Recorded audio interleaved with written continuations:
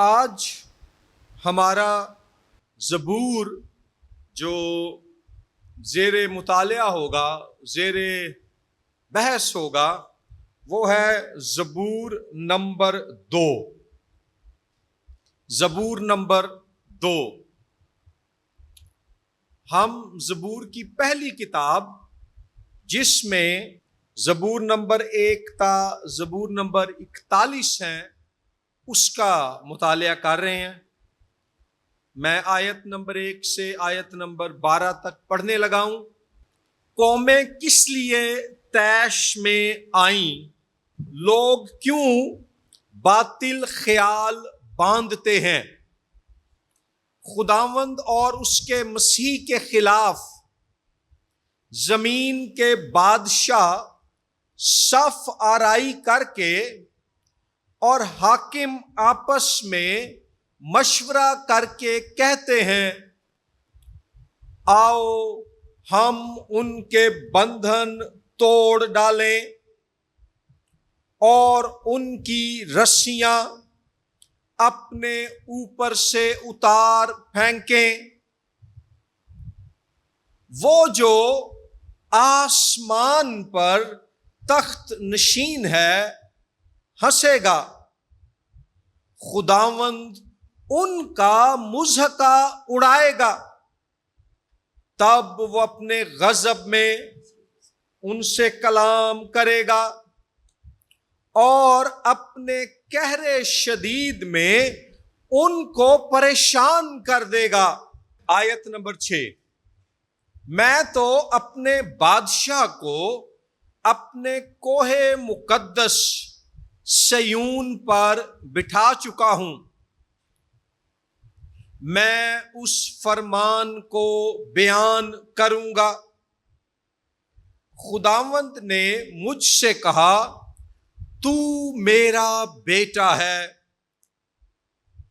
آج تو مجھ سے پیدا ہوا، مجھ سے مانگ اور میں قوموں کو تیری میراث کے لیے اور زمین کے انتہائی حصے تیری ملکیت کے لیے تجھے بخشوں گا۔ تو ان کو لوہے کے عصا سے توڑے گا،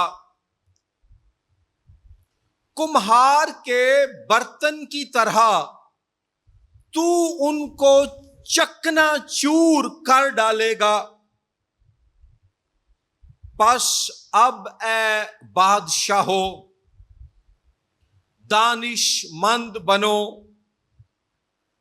اے زمین کے عدالت کرنے والو، تربیت پاؤ۔ ڈرتے ہوئے خداوند کی عبادت کرو، کانپتے ہوئے خوشی مناؤ، بیٹے کو چومو، ایسا نہ ہو کہ وہ قہر میں آئے اور تم راستے میں ہلاک ہو جاؤ، کیونکہ اس کا غضب جلد بھڑکنے کو ہے۔ مبارک ہیں وہ سب جن کا توکل اس پر ہے۔ آمین۔ سب سے پہلے زبور کا تعارف۔ زبور نمبر 1 کے ساتھ زبور نمبر 2، یہ دونوں مل کر زبور کی اس مقدس کتاب کا تعارف ہیں، اس کا آغاز ہے۔ زبور نمبر 1 میں پیغام یہ ہے کہ مزامیر کی ادبی عبادت گاہ میں، مضامین کے ادبی مقدس میں داخل ہونے کے لیے توریت کی فرما برداری لازمی ہے، اور زبور نمبر 2 کا پیغام یہ ہے کہ خدا نے اپنے بادشاہ کو مسح کر دیا ہے اور زمین کے بادشاہوں کے تمام منصوبے جو خدا کے مقرر کردہ اور مسح شدہ بادشاہ کے خلاف ہیں ناکام ہوں گے۔ ادبی صنف کے اعتبار سے زبور نمبر 2 ایک شاہی زبور ہے، رائل سام، اور اس زبور میں خدا کی طرف سے جو الہی بادشاہ ہے زمینی بادشاہ کو مسح اور مقرر کرنے کا بیان ہے۔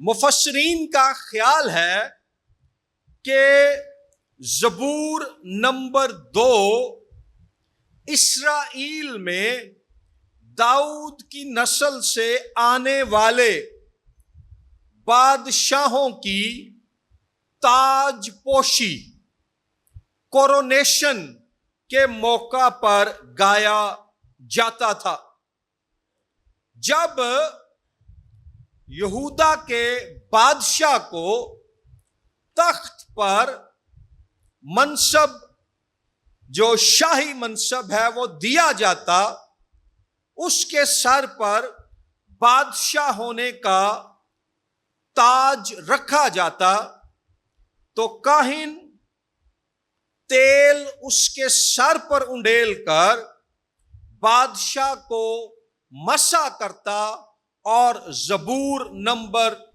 2 گایا اور پڑھا جاتا۔ سر پر تیل ڈال کر مسح کرنے کی جو رسم تھی، اس میں تیل خدا کی طرف سے مسح، اختیار اور طاقت کی علامت ہوتا جو بادشاہ کو خدا کی طرف سے اس کے عہدے کی وجہ سے حاصل ہوتی۔ لیکن ساتھ ہی یاد رکھیے، دوسرا سموئیل 7:16 میں خدا نے اپنے خادم داؤد سے وعدہ کیا کہ اس کی بادشاہی اس کے گھرانے میں ہمیشہ قائم رہے گی اور اس کا تخت بھی ہمیشہ قائم رہے گا۔ اس لیے زبور 2 کو داؤد کے ساتھ خدا کے عہد کی یاد دلانے والا زبور بھی کہا جاتا ہے۔ اب ایک چیلنج جو ہمارے سامنے ہے وہ یہ ہے کہ اس زبور میں ممسوح بادشاہ، اسرائیل کا جو مسح کیا ہوا بادشاہ ہوتا تھا، اس کو بڑے مثبت انداز میں بیان کیا گیا ہے۔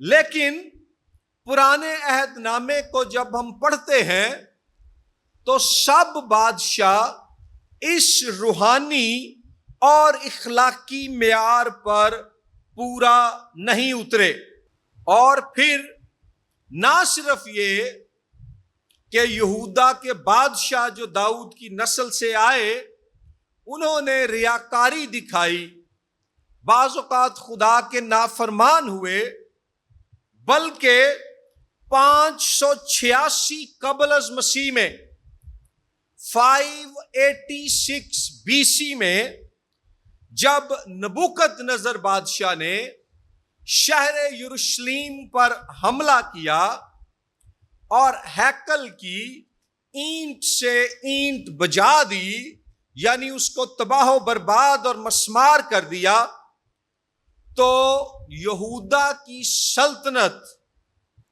اور بادشاہت کا اختتام بھی ہو گیا اور صدقیہ بادشاہ داؤد کی نسل سے آنے والا آخری بادشاہ کہلایا۔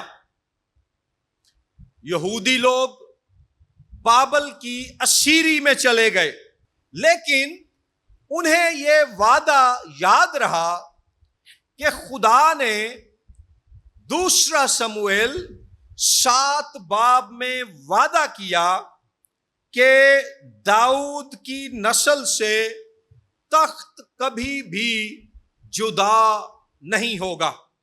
اس بنیاد پر اسیری میں ہونے کے باوجود یہودی ایمانداروں میں یہ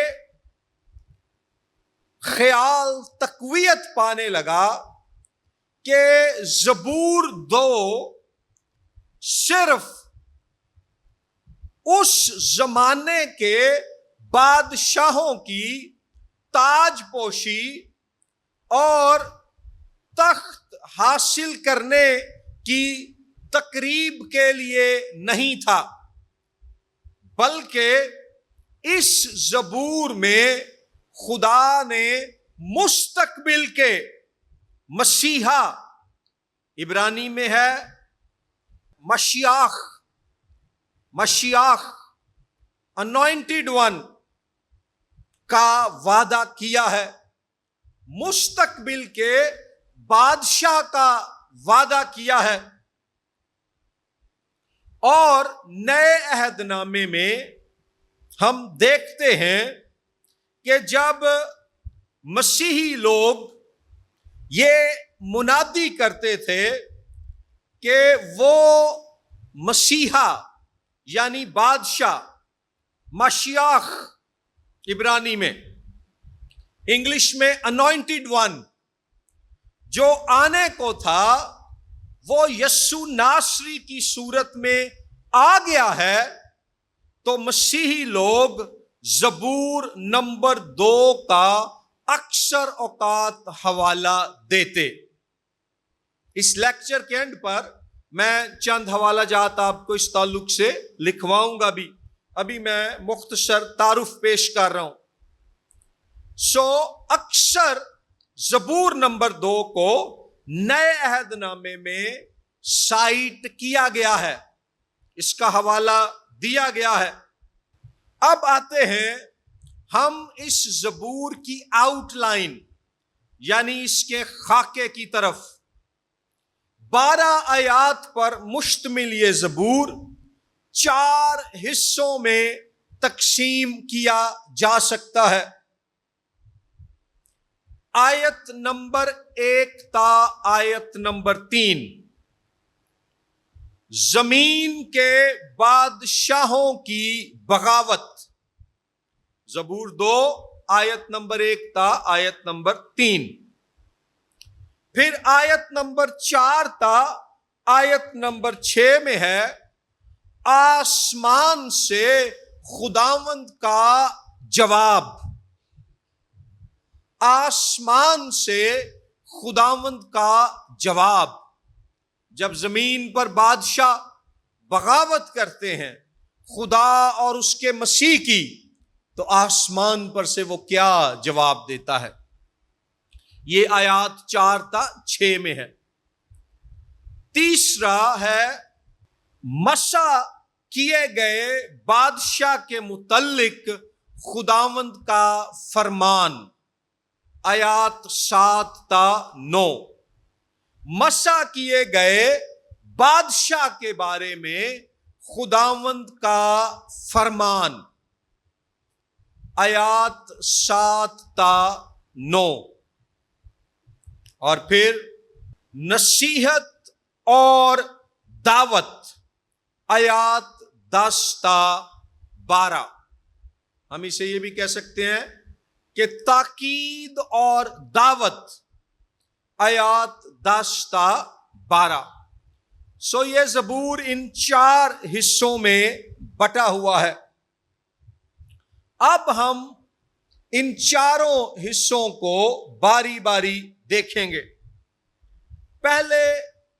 پہلا حصہ ہے زمین کے بادشاہوں کی بغاوت۔ یہ ہمیں پہلی 3 آیات میں ملتا ہے۔ زبور کا آغاز اس بات سے ہوتا ہے کہ قومیں کیوں طیش میں یعنی غصے میں ہیں، اور لوگ کیوں باطل خیال باندھتے ہیں۔ یہاں باطل خیال باندھنے سے مراد ہے لوگ کیوں سازشیں کرتے ہیں، لوگ کیوں برے منصوبے بناتے ہیں۔ دلچسپی کی بات یہ ہے کہ باطل خیال باندھنے کے لیے جو عبرانی لفظ استعمال ہوا ہے وہ ہے ہیگا، اور لفظ ہیگا یہ وہی لفظ ہے جو زبور نمبر 1 میں شریعت پر دھیان کرنے کے لیے، میڈیٹیٹ کرنے کے لیے استعمال ہوا ہے۔ صادق لوگ اگر میڈیٹیٹ کرتے ہیں، دھیان گیان کرتے ہیں، غور و خوض کرتے ہیں خدا کی شریعت پر، تو اس کے برعکس جو باغی اور نافرمان لوگ ہیں وہ دماغ لڑاتے ہیں، وہ خیال باندھتے ہیں، وہ سازشیں کرتے ہیں، تدبیریں کرتے ہیں خداوند اور اس کے ممسوح کے خلاف۔ آیت نمبر 2، زمینی بادشاہوں کی سازش اور منصوبہ بندی، وہ خداوند یعنی یہوہ اور اس کے مسیح یا ممسوح کے خلاف ہے۔ خداوند کے لیے عبرانی لفظ ایدونائی استعمال ہوا ہے، جو پرانے عہد نامے میں خدا کے شخصی نام یہوہ کی جگہ استعمال ہونا شروع ہوا، اور مسیح سے یا ممسوح سے مراد ہے یہوہ خدا کی طرف سے مسح کیا گیا اور مقرر کیا گیا یہودیوں کا بادشاہ۔ زمین کے بادشاہ اور ان کی پیروکار قومیں یہوہ خدا اور یہودا میں اس کے مقرر کیے گئے بادشاہ کے خلاف، آیت 2 بتاتی ہے، صف آرائی کرتی ہیں۔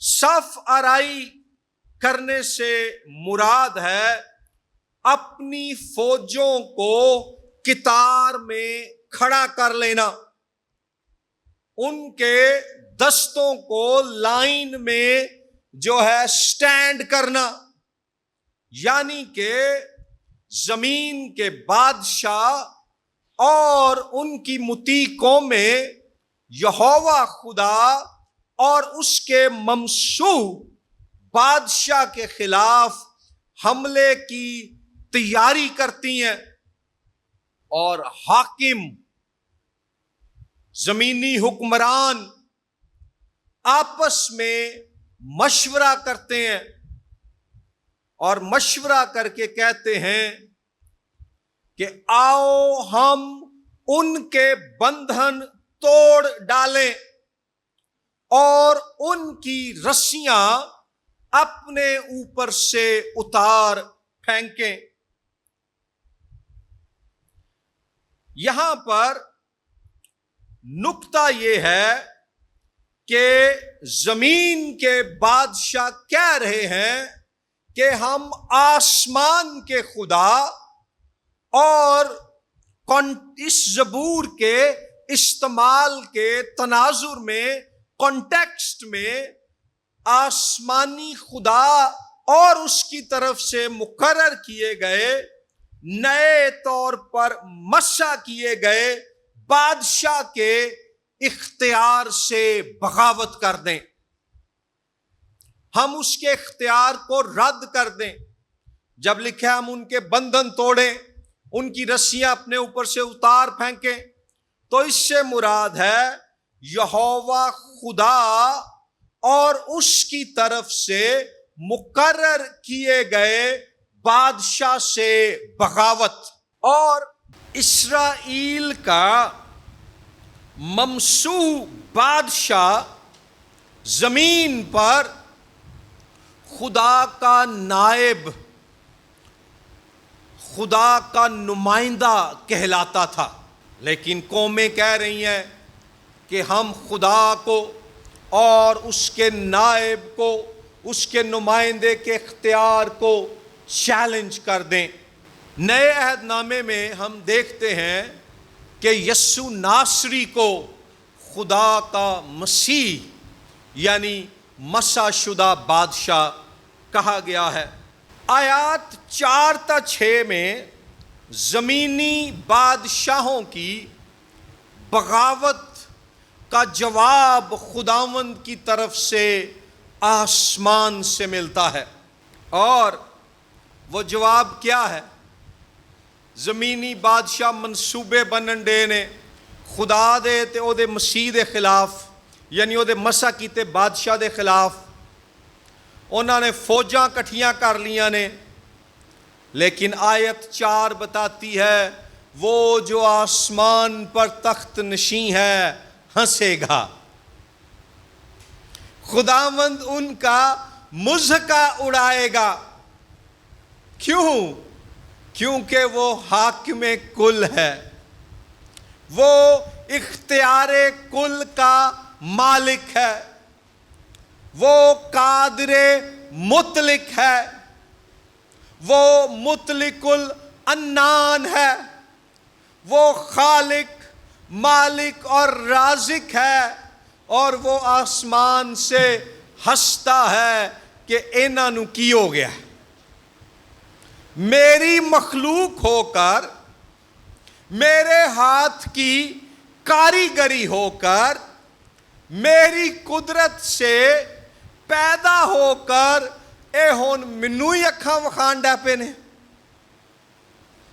اے میرے خلاف کھلو گے نے، اے میرا مقابلہ کرن لئی کٹھے ہو گئے نے، تو خدا کو ان پر ہنسی آتی ہے۔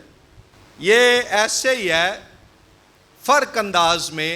میرا بیٹا ہے 4 سال کا، جب میں گھر جاتا ہوں تو کئی دفعہ تو وہ مجھ سے لپٹ جائے گا، گلے ملے گا، میرے ساتھ کھیلے گا۔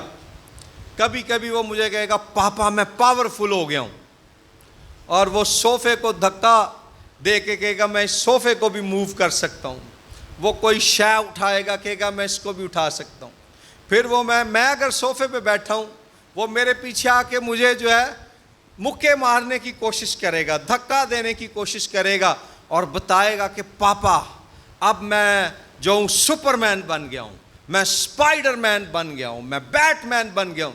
اور جب وہ مجھے مارتا ہے، مجھے دھکے دیتا ہے، تو مجھے اس پر ہنسی آتی ہے،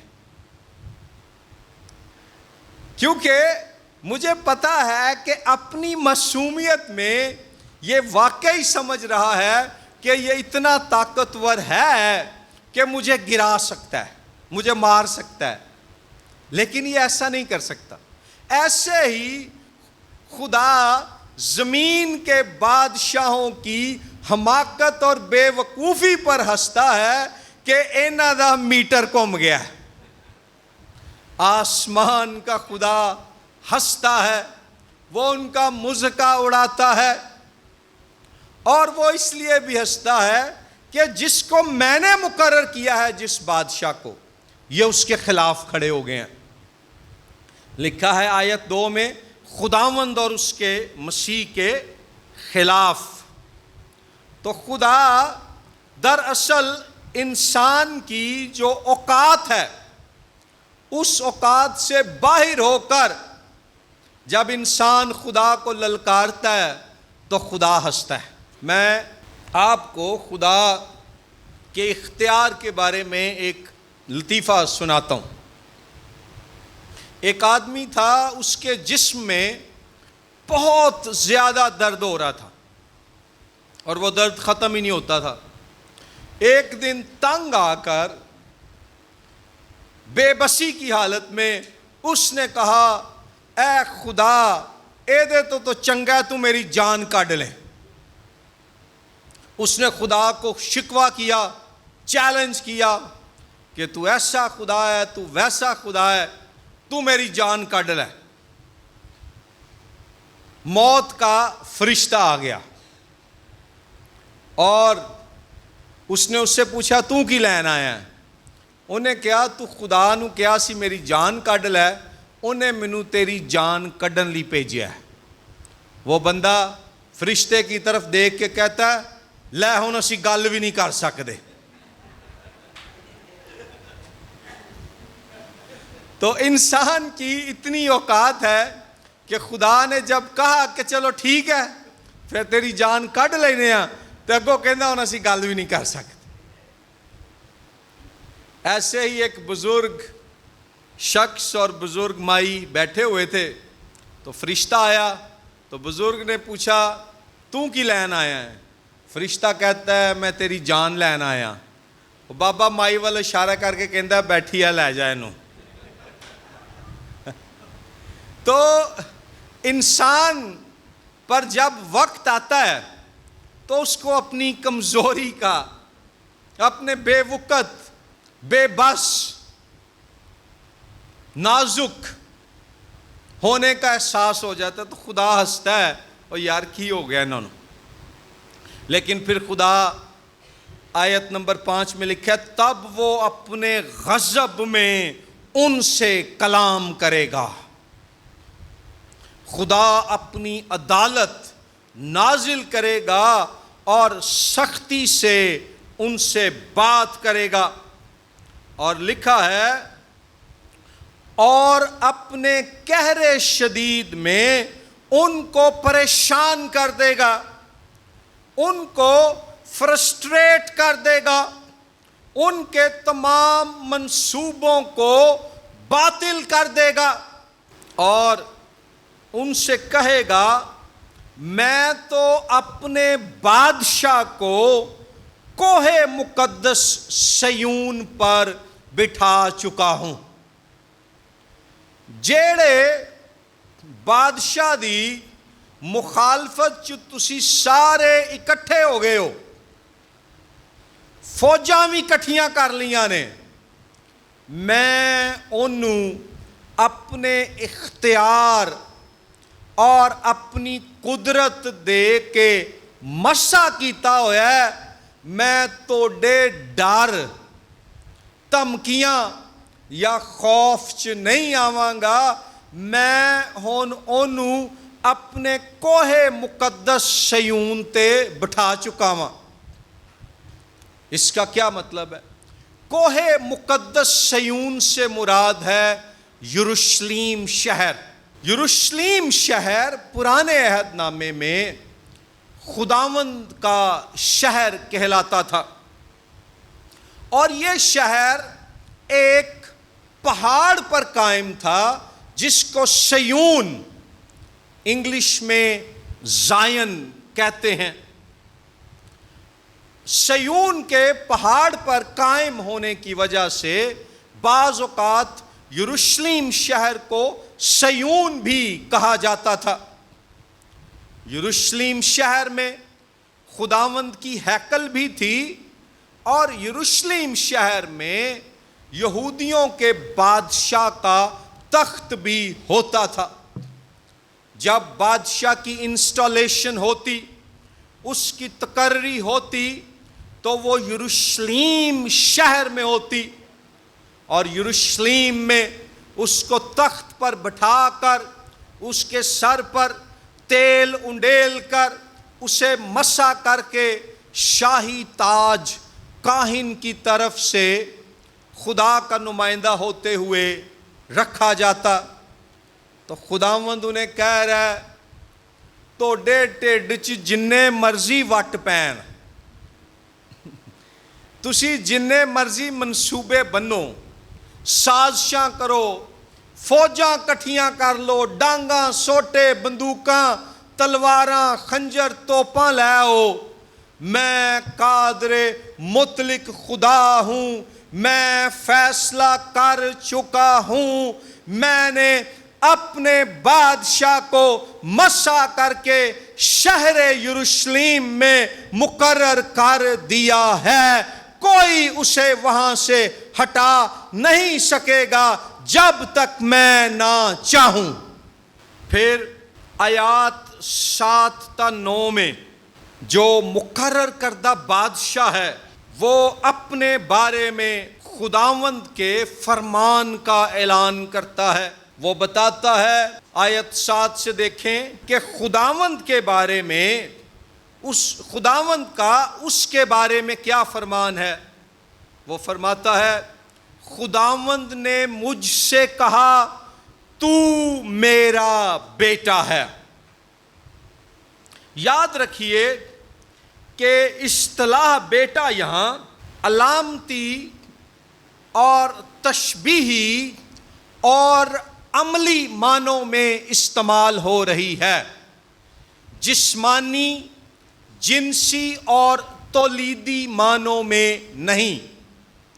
خدا جب ممسو بادشاہ سے کہتا ہے کہ تو میرا بیٹا ہے, آج تو مجھ سے پیدا ہوا, تو یہاں جسمانی ابنیت اور جسمانی پیدائش کی بات نہیں ہو رہی کہ اسرائیل کا جو بادشاہ ہے وہ خدا کا جسمانی بیٹا ہے اور اس بادشاہ کی پیدائش خدا سے جسمانی طور پر ہوئی ہے, یا بادشاہ کی جو ماں ہے وہ خدا کی بیوی بنی ہے اور خدا کا اس سے کسی طرح کا جسمانی تعلق قائم ہوا اور یہ بادشاہ پیدا ہوا اور وہ خدا کا بیٹا بنا. ہرگز نہیں, بلکہ قومی معنوں میں چند مثالیں میں آپ کو دوں گا.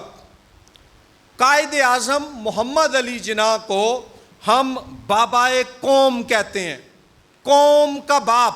قائد اعظم کے لیے یہ ٹائٹل, یہ خطاب قومی رشتے کی وجہ سے ہے, جسمانی رشتے کی وجہ سے نہیں. وہ ہم میں سے کسی کا جسمانی طور پر باپ نہیں ہے. ایسے ہی قائد اعظم کی بہن فاطمہ جناح کو مادر ملت کہا جاتا ہے, قوم کی ماں.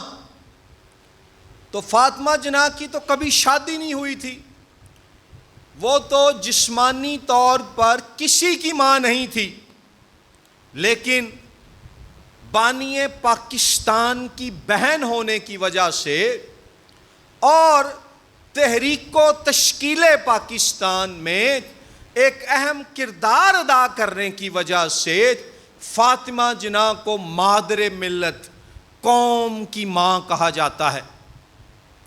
ایسے ہی اسرائیل کا بادشاہ خدا کی طرف سے اس کا نائب مقرر ہونے کی وجہ سے, خدا کا نمائندہ مقرر ہونے کی وجہ سے خدا کا بیٹا کہلاتا تھا. آج آپ دیکھ لیں, ہم سب جو پاکستانی ہیں ہم اپنے آپ کو کہتے ہیں سنز آف دا سوئل, اس دھرتی کے فرزند. تو اس دھرتی سے ایک قومی تعلق ہونے کی وجہ سے ہم خود کو اس دھرتی کے بیٹے کہتے ہیں. اس میں جسمانیت, جنسیت یا تولید کہیں نہیں ہے. غیر اقوام کے کئی لوگ جب ہم اصطلاح بیٹا استعمال کرتے ہیں تو وہ اس کو مس انڈرسٹینڈ کر جاتے ہیں. سو خدا کہتا ہے کہ تو میرا بیٹا ہے اسرائیل کے بادشاہ سے، یہودا کے بادشاہ سے، یعنی تو میرا نمائندہ ہے اس قوم میں، آج تو مجھ سے پیدا ہوا، یعنی میں نے تجھے اپنا اختیار دیا۔ اور پھر آیت 8 میں لکھا ہے کہ قوموں کو میں تیری میراث کے لیے اور زمین کے انتہائی حصے تیری ملکیت کے لیے تجھے بخشوں گا۔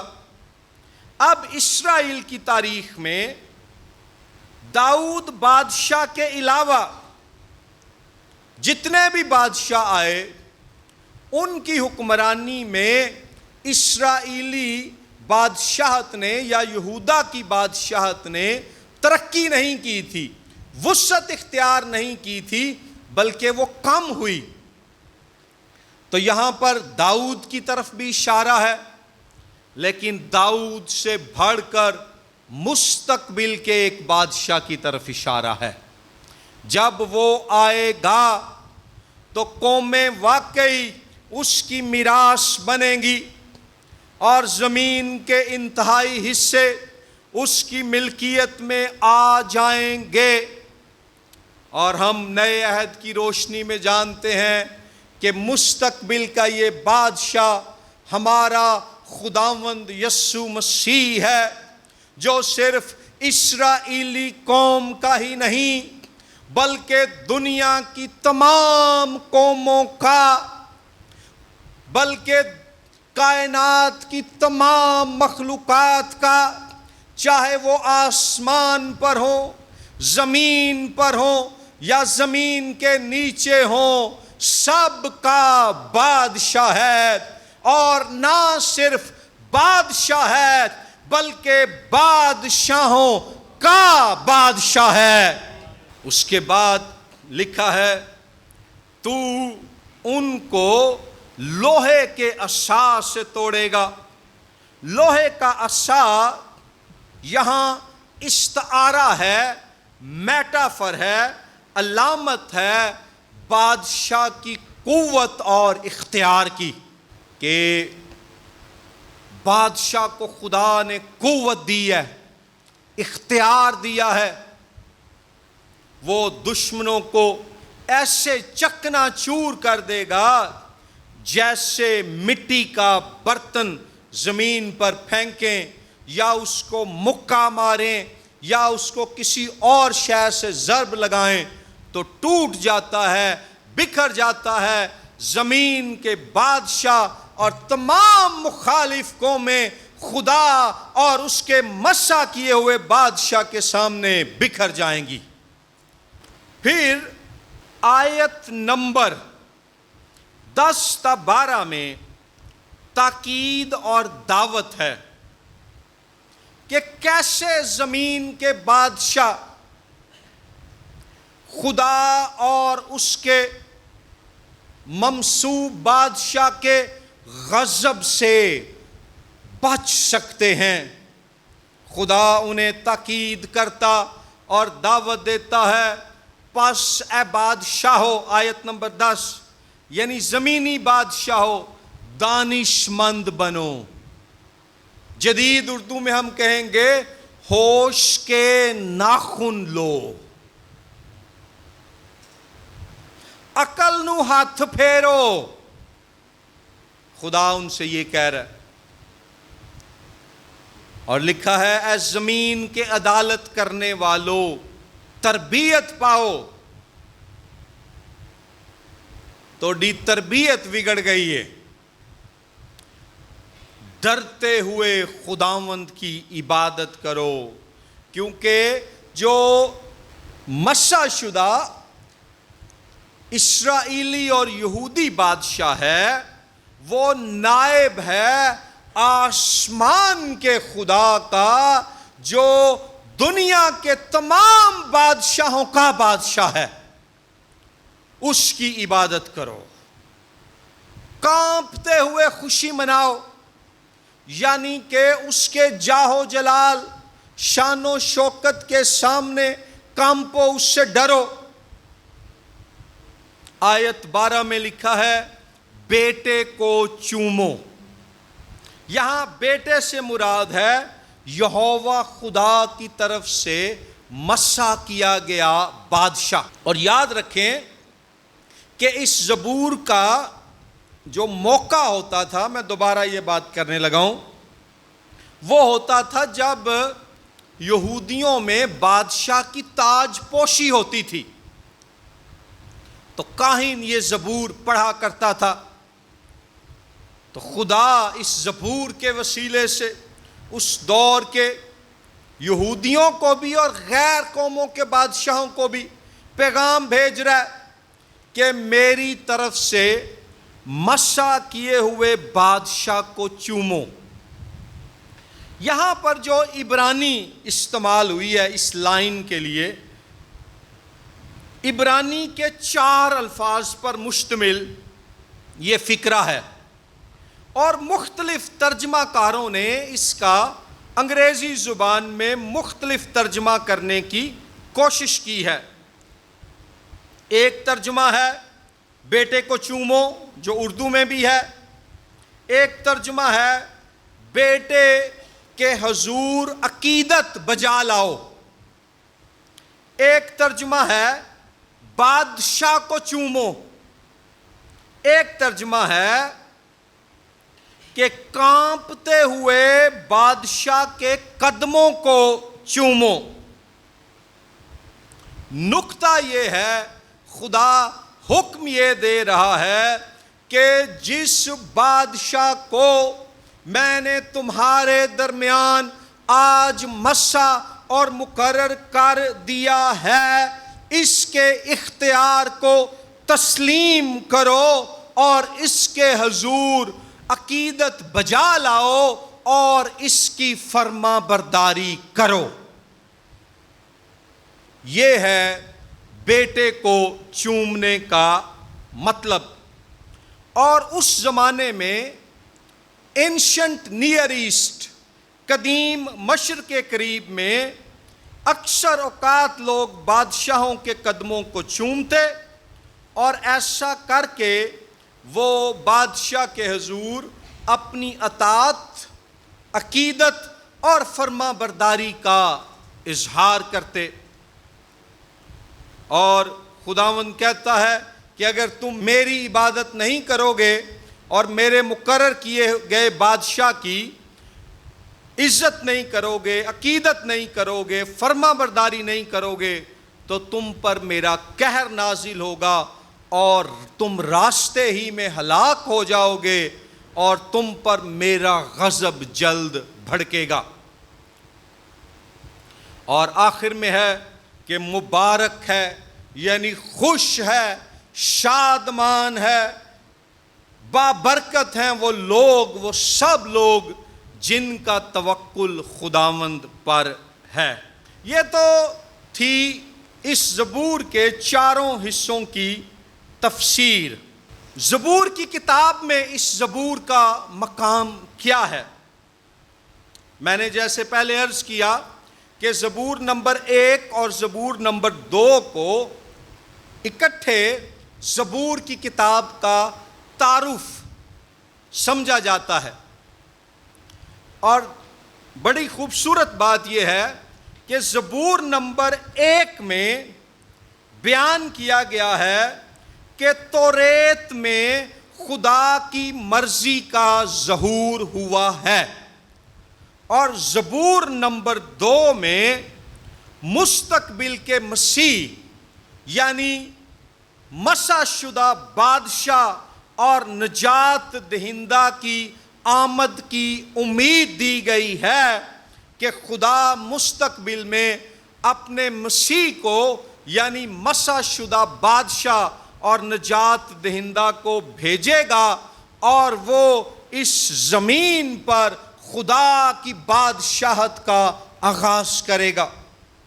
یہ دونوں باتیں توریت میں خدا کی مرضی کا مکاشفہ، خدا کی مرضی کا ظہور زبور نمبر 1 میں، اور زبور نمبر 2 میں مستقبل میں آنے والے مسیح کے بارے میں امید کہ وہ خداوند کی بادشاہی کا آغاز کرے گا آ کر یہودی لوگوں کے لیے اسیری میں اور اسیری کے بعد یہ دو بڑے بنیادی عقائد تھے،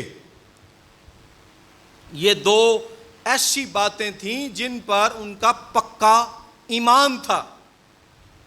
اور زبور 2 جو ہے زبور کی کتاب میں پورے طور پر فٹ آتا ہے۔ یہ زبور ہمیں بتاتا ہے کہ ہمارا خدا آسمان پر تخت نشین ہے۔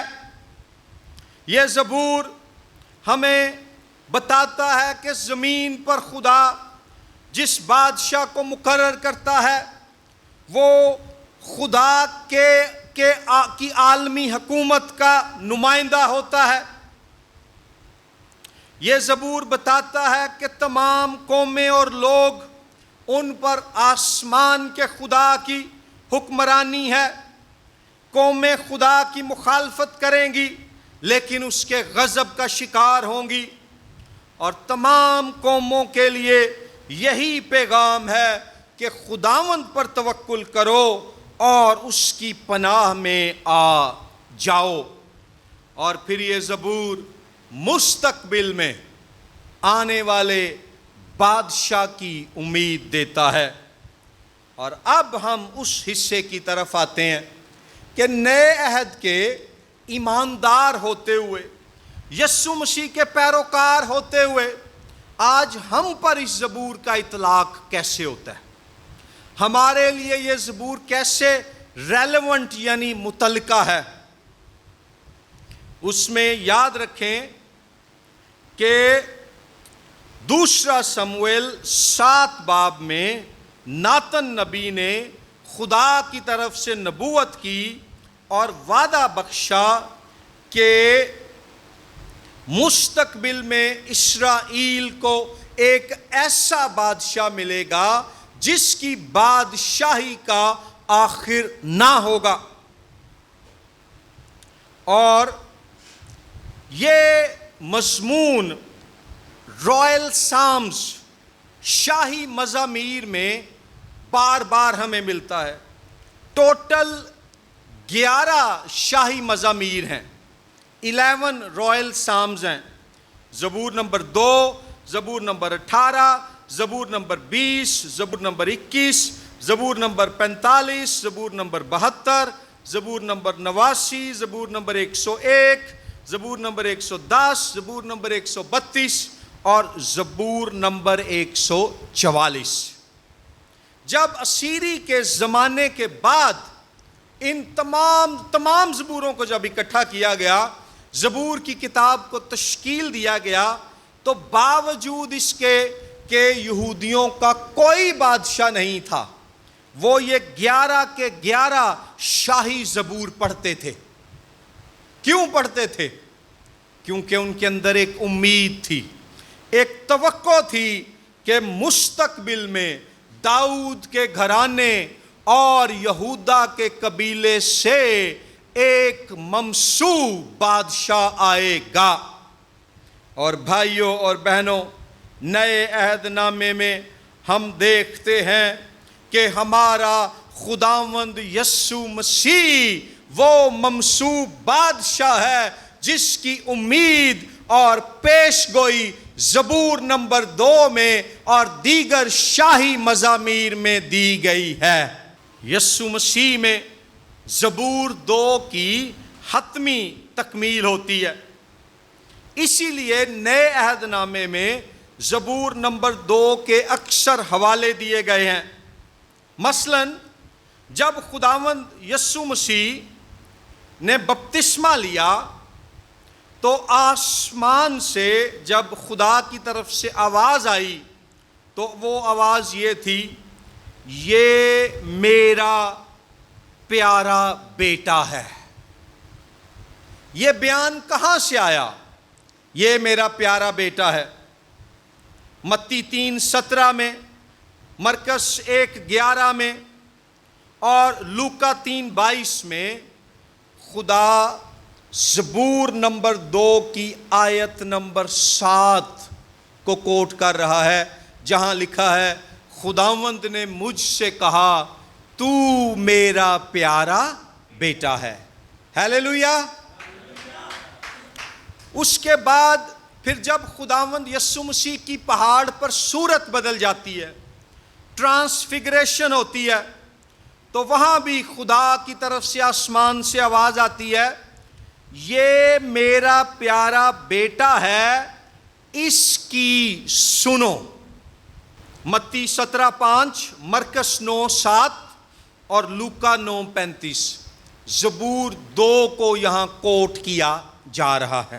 پھر پولس رسول جب اپنے پہلے مشنری سفر پر ہے اور وہ پسدیا کے انطاکیہ میں کلام سناتا ہے، منادی کرتا ہے، تو جب وہ انہیں خداوند یسوع مسیح کے بارے میں بیان کرتا ہے تو زبور اعمال 13:33 میں وہ زبور نمبر 2 کی آیت نمبر 7 کو کوٹ کرتا ہے، جہاں لکھا ہے کہ تو میرا بیٹا ہے، آج تو مجھ سے پیدا ہوا۔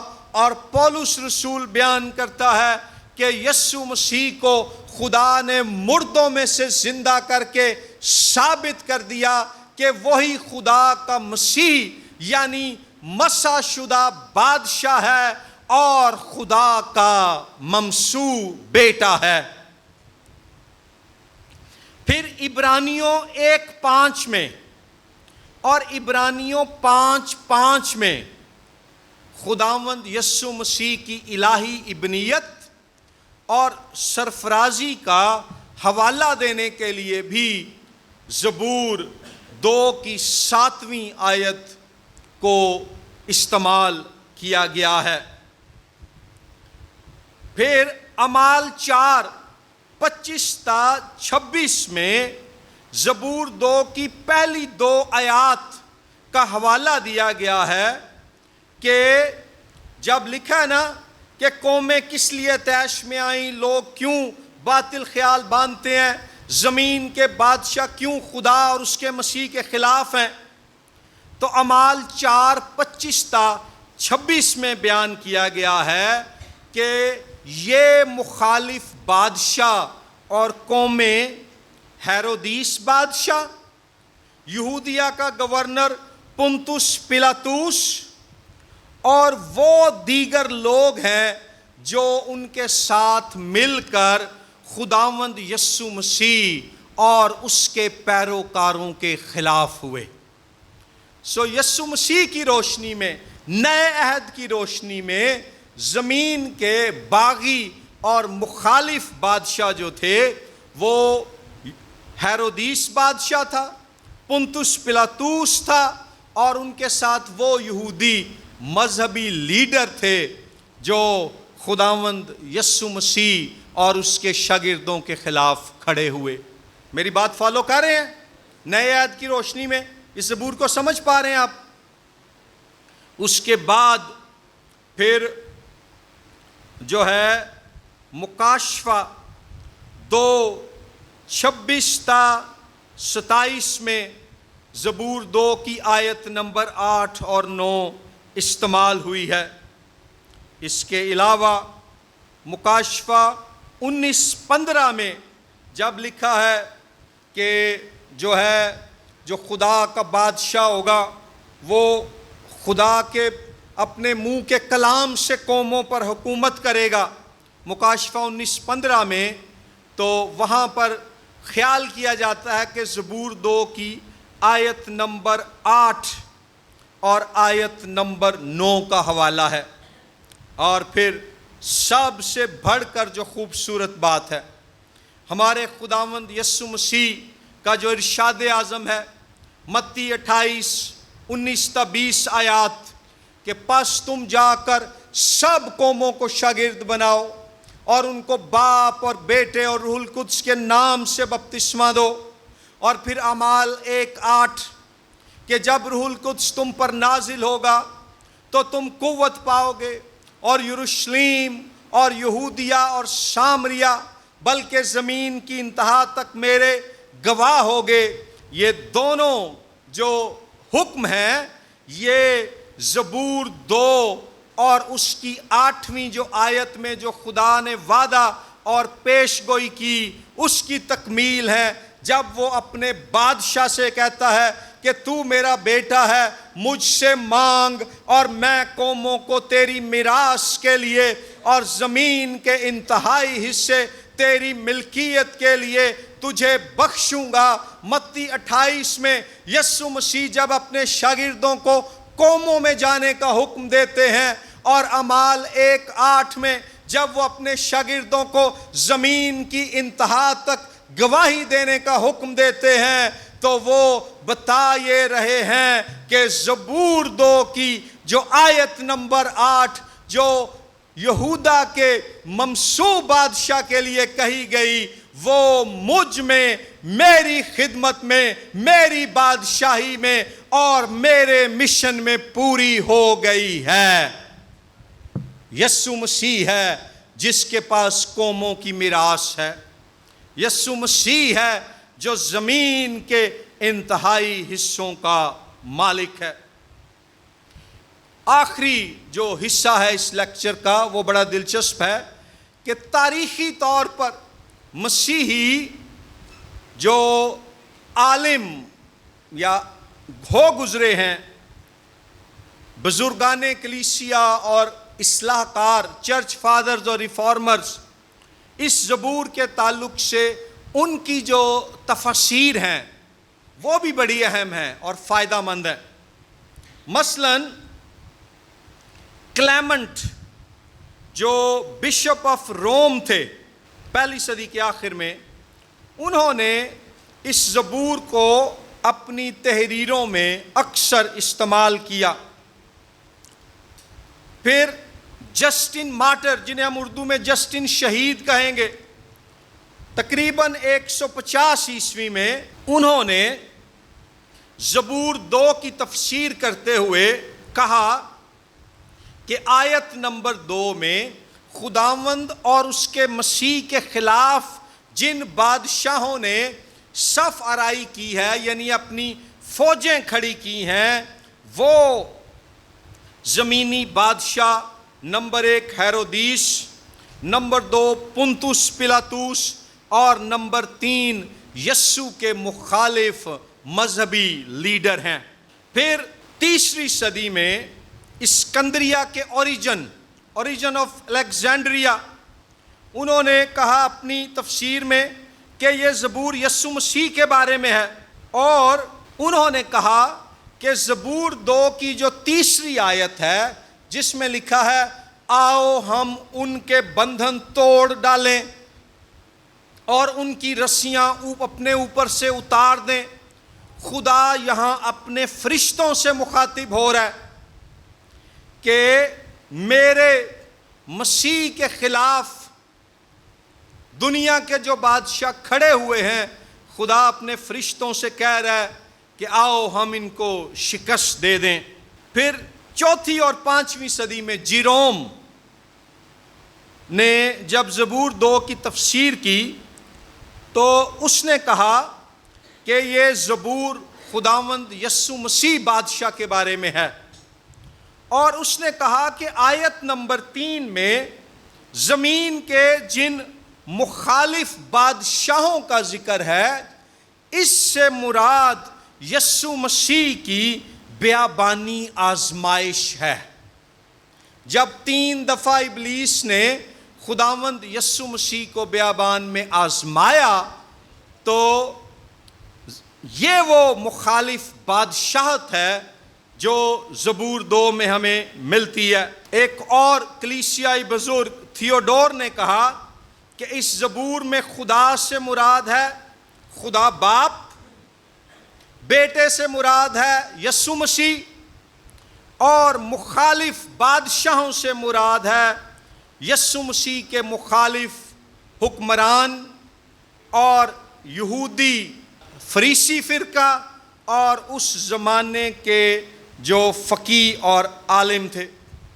اصلاح کلیسیا کے بانی مارٹن لوتھر نے کہا کہ یہ زبور مسیح کے بارے میں کلام کرتا ہے، اور آیت نمبر 9 میں جہاں لکھا ہے نا وہ ان کو لوہے کے عصا سے توڑ دے گا، مارٹن لوتھر نے کہا کہ لوہے سے کہ عصا سے مراد ہے خداوند یسوع مسیح کی خوشخبری، یسوع مسیح کی انجیل، جس میں اتنی قدرت ہے کہ وہ ابلیس کی دشمن کی تمام قوتوں کو شکست دے سکتی ہے۔ اور مارٹن لوتھر نے یہ بھی کہا کہ خداوند یسوع مسیح کی خوشخبری کے ساتھ ساتھ زمین پر اس کی جو کلیسیا ہے وہ اس کا لوہے کا عصا ہے۔ یعنی آج یسوع مسیح اپنی کلیسیا کے وسیلے سے اپنی خوشخبری کو دنیا کے لوگوں تک پہنچاتا ہے، اور انجیل کی قدرت، انجیل کی طاقت کے وسیلے سے ابلیس اور اس کی بدروحوں کی جو بادشاہی ہے وہ کمہار کے برتن کی طرح ٹوٹ کر چکنا چور ہو جاتی ہے۔ اور جان کیلوین بھی ایک اصلاح کار تھے، انہوں نے کہا کہ اوریجنل کانٹیکسٹ میں جو ابتدائی سیاق و سباق ہے اس میں یہ زبور داؤد بادشاہ کے بارے میں ہے، لیکن ساتھ ہی یہاں داؤد خداوند یسوع مسیح کی ایک تصویر ہے، ایک تمثیل ہے، اور یوں داؤد اس زبور میں اپنے زمانے کے حالات کے ساتھ ساتھ مستقبل میں آنے والے ابن داؤد یعنی یسوع مسیح کے بارے میں بھی پیش گوئی کرتا ہے۔ آج میری اور آپ کی زندگی پر اس زبور کا اطلاق کیسے ہو سکتا ہے؟ صرف دو باتیں میں اس تعلق سے کہوں گا۔ نمبر ایک یہ کہ آج آپ کے حالات کیسے ہی کیوں نہ ہوں، زمین پر لوگ آپ کے کتنے ہی زیادہ مخالف کیوں نہ ہو گئے ہوں، یاد رکھیں کہ یہوہ خدا تخت نشین ہے، اور آپ بھی آج نئے عہد میں اس کے پاک روح سے مسح شدہ اس کے بیٹے اور بیٹیاں ہیں، اور جو یہوہ خدا پرانے عہد میں یہودی بادشاہوں کے لیے جنگ کرتا اور ان کی حفاظت کرتا تھا، جو یسوع مسیح کے لیے لڑا اور اپنے پاک روح کے وسیلے سے اس کو مردوں میں سے زندہ کر کے تمام مخالف قوتوں کو شکست دے دی، وہی یہوہ خدا میرے اور آپ کے لیے تمام تر مخالفت اور منصوبے جو ہمارے خلاف باندھے جاتے ہیں، وہ یہوہ خدا ہمارے لیے بھی جنگ کرے گا اور لڑے گا۔ پہلی بات، یہوہ بادشاہ میرے اور آپ کے لیے بھی لڑے گا، ہمیں ناجائز نقصان پہنچانے والوں کو وہ شکست دے گا۔ اور دوسری بات، یسوع مسیح جو یہوہ خدا کا ممسوح بادشاہ ہے، اس نے آسمان پر اٹھائے جانے سے پہلے کہا، دیکھو میں دنیا کے آخر تک ہمیشہ تمہارے ساتھ ہوں۔ نئے عہد کا خدا کا مسیح، خدا کی طرف سے بھیجا گیا بادشاہ اور نجات دہندہ، وہ میرے اور آپ کے ساتھ ہے۔ ہم نے زبور 2 کی آیت نمبر 12 کے مطابق اس پر توکل کرنا ہے، یعنی ایمان رکھنا اور بھروسہ رکھنا ہے، اور وہ ایک ایسی چٹان ہے جب ہم اس پر کھڑے ہوں گے تو دنیا کی کوئی شے ہمیں ہماری جگہ سے ہٹا نہیں سکے گی۔ Thank you very much, God bless you.